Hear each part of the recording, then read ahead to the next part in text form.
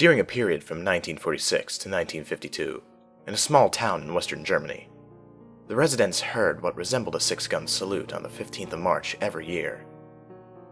Some residents made frequent trips into the surrounding hills in hopes of finding the source of the noise, but to no avail. The townsfolk eventually coined the area as Gunpowder Hill. The children of the town even created a legend about it, stating that soldiers who, in that time, were missing but presumed dead, had been killed in an execution-style massacre and were buried somewhere in the hill. The purpose of the six-gun salute was to guide people to the location of the men. On the 15th of March every year, the children would gather at the edge of town, eagerly awaiting the 6 gunshots to be heard. In late 1951, the hills on the outskirts of the small German town were surveyed for the future construction of a NATO military site. The military base was to consist of a series of deep underground bunkers and weapon supplies in case a Soviet invasion occurred. In February of 1952, construction began. Just 4 weeks later, the crew began digging a massive 200-foot deep hole for the future underground storage bunkers. It was during this time that the crew made a morbid discovery. As they neared the end of the digging operation, a human hand was seen sticking out of the bottom of the hole.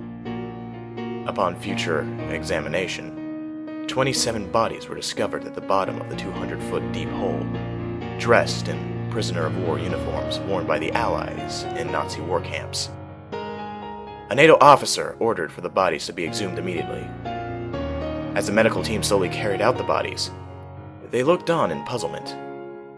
The bodies were remarkably well preserved. Furthermore, the POW uniforms bore a strange insignia, which was unlike any the men had seen before: an orange circle, with a single black dash in the middle.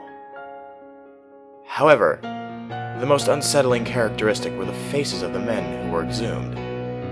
Their eyes were wide open, and their mouths were sealed shut with an unknown adhesive. The bodies were then dispatched to the local morgue for immediate identification and autopsies. That night, the local mortician began his work. However, he found it difficult to concentrate on his task. The eyes of the first man he was to begin work on seemed to be staring back at the mortician from the autopsy table.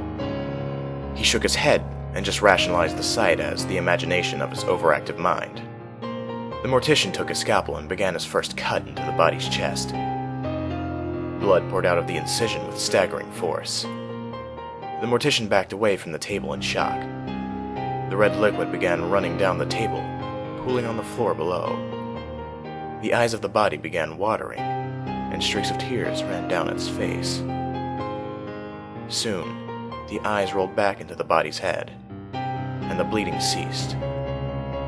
In horror, the mortician began to make his way to the door, on the verge of nausea, but not before catching a glance at the 26 other bodies lying around on separate tables.